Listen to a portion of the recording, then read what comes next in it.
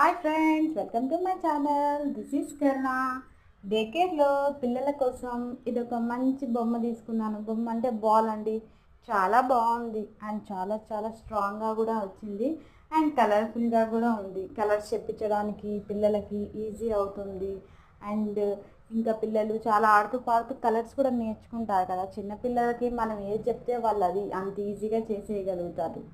అది ఆ థాట్తో తీసుకున్నానండి. చాలా చాలా బాగా వచ్చింది.